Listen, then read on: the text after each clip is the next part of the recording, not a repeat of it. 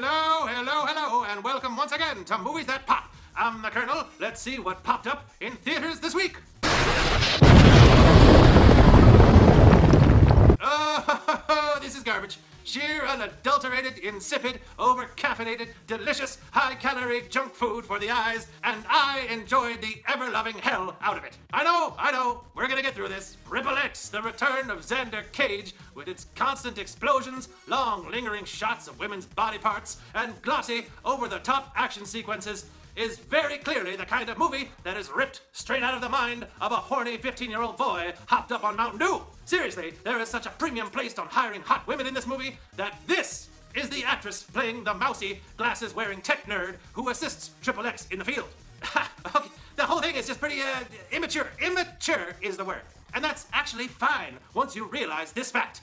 The film knows it. You will never find the movie not winking at you, and it never, ever takes itself seriously. As a result, XXx, the return of Xander Cage it's fun. I had fun. Completely cheap, disposable, and indefensible fun. Look, I thought the first XXx was laughably bad, and I never even showed up for the second one with Ice Cube, and to be honest, I never thought that Xander Cage was a unique enough character to warrant his name being up in the title. He's just a generic, cocky action hero character who does really nonsensical things, shoots a lot of bullets, and throws a lot of punches. Now, somewhere along the line, a decision was made to try and James Bond him up a little bit by giving him witty, flirty one-liners and macho, innuendo-laced patter with women, and the sort of charm where women just throw themselves at him. And let me tell you something, Vin Diesel just can't quite make that seem anything other than a little creepy. James Bond, he is not. But that doesn't matter, because for most of this film, which again seems assembled with caffeine-infused ADD, Xander Cage is thrown into a diverse and dynamic team, sort of like the Mission Impossible movies, and this totally works because that team is made up of people like Ruby Rose, the Hound from Game of Thrones, and a guy who, now I'm not kidding, his superpower is that people like having him around. He's like a DJ. Because hey, what team of elite spies doesn't need someone with awesome partying skills? Alright, I told you it was stupid. Let's keep going. Another aspect I liked is that the villains, if you can call them that, have less of a life or death conflict with the main group of good guys, more like a healthy rivalry, which makes the chases more fun, as the adversaries try to merely one-up each other instead of kill or maim each other. Now that's another fun group of guys, consisting of Donnie Yen and Tony Jaa, among others, and they chase Team XXx all over the globe, looking for some sort of satellite thing that's gonna do some other thing, and you know what?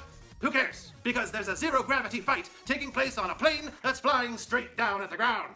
Yeah, and there's Tony Jaa doing parkour, Donnie Yen kicking major booty, and the very sexy Ruby Rose sniping fools while hog-tied to a palm tree. Yeah, alright, I'm just getting warmed up. How about the motorcycle chase through a jungle that inexplicably contains motorcycles that turn into sort of jet skis when you pull a lever?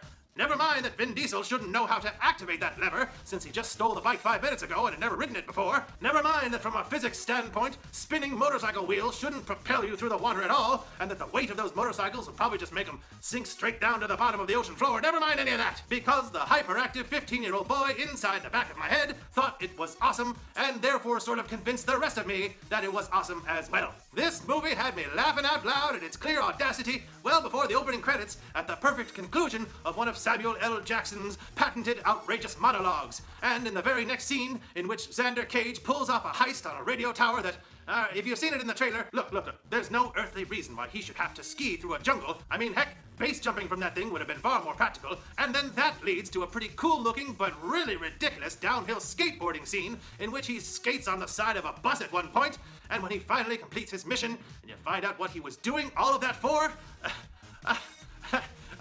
I was just laughing and throwing things at the screen at that point. Look, XXx, the return of Xander Cage, is cheap junk food made from reheated elements of Fast and the Furious, Mission Impossible, and James Bond, assembled without tact or care into something that's still mighty tasty and may just satisfy your action franchise movie cravings anyway. So, medium bag of popcorn for this wacky, guilty pleasure Saturday matinee flick that plays like a live-action cartoon for teenage boys. Sure, skip it if you want, buy a ticket if you want, but if you do buy that ticket, don't come crying to me when it turns out to be trash. Glorious trash. Ha ha ha ha ha! That does it for this edition of Movies That Pop. Don't forget to follow me, the Kernel, on Twitter at Movies That Pop, and click the icon right down there to visit our channel if you'd like to see more, and support us by clicking subscribe while you're there, and by clicking the thumbs up icon below. I'd like to hear your thoughts on XXx, the return of Xander Cage, in the comments as well. In the meantime, thanks for watching. I'm the Kernel, and I'm gonna keep kicking butt, reviewing movies, and trying to look dope while doing it.